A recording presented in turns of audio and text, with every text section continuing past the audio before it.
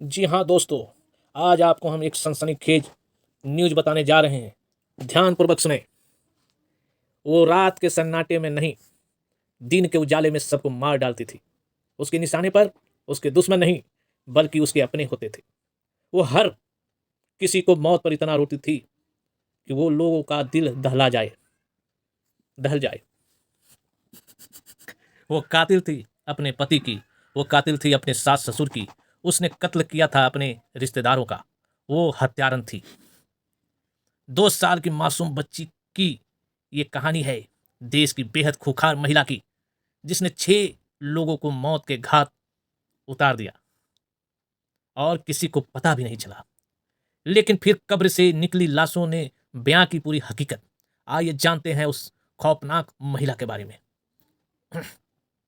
TV serial में या फिल्मों में आपने कई ऐसे खौफनाक अपराधी देखे होंगे जो बेहद शातिर तरीके से कत्ल को अंजाम देते हैं और पुलिस उनका कुछ बिगाड़ नहीं पाती थी। केरल के कोझीकोड कुर्ब की जोली जोसेफ उससे भी ज़्यादा शातिर थी। जोली ने 1997 में राय जोसेफ से शादी की। दोनों के 2 बच्चे भी हुए। सास ससुर, पति और 2 बच्चों के साथ जोली बड़ी ही आराम से रहती थी। सबसे हंसती खेलती खुश रहती। उसके साथ दिमाग में जो खौफनाक प्लान चल रहा था वो कभी ना तो उसके चेहरे पर आया और ना ही जुबान पर। शादी के 5 साल बाद 2002 में एक शाम जोली की सास अनम्मा जोजेफ जोस जोज जोली की सास अनम्मा जोसेफ मटन सूप पीती है और सूप पीने के तुरंत बाद उनकी मौत हो जाती है। उस वक्त जोली घर पर ही होती है। वो रो रो कर घर को सिर पर उठा लेती है। ऐसा लगता है कि सास की मौत से वो इस कदर टूट गई है कि उसे संभलना मुश्किल हो रहा है।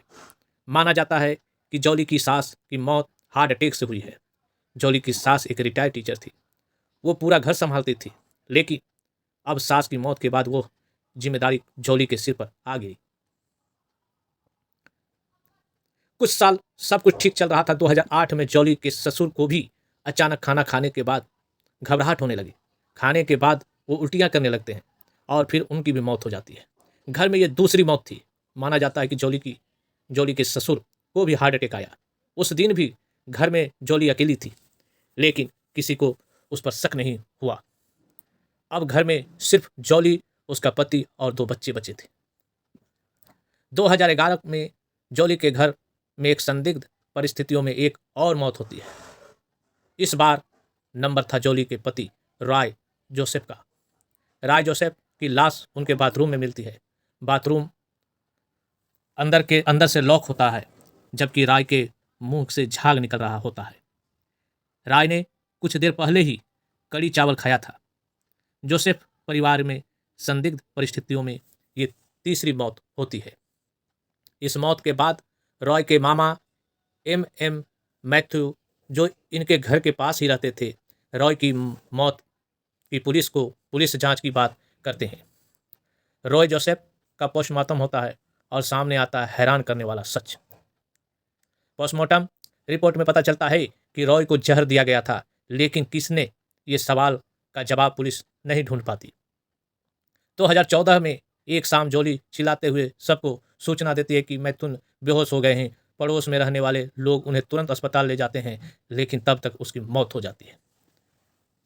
ये जोसेफ परिवार में चौथी मौत थी और हर बार जोली मौत के वक्त वहाँ पर मौजूद थी। बावजूद इसके कोई उसका कुछ नहीं बिगाड़ पाता। वो बाहर मौत का गम मनाती है, लेकिन अकेले में खुश होती है।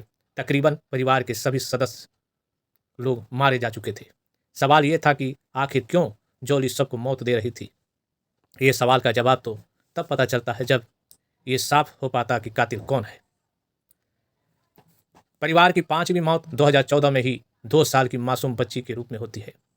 जोली के किंजन देवर सालू का परिवार पास ही रहता था। परिवार में साजू के अलावा पत्नी और 1 साल की बेटी अल्फाइन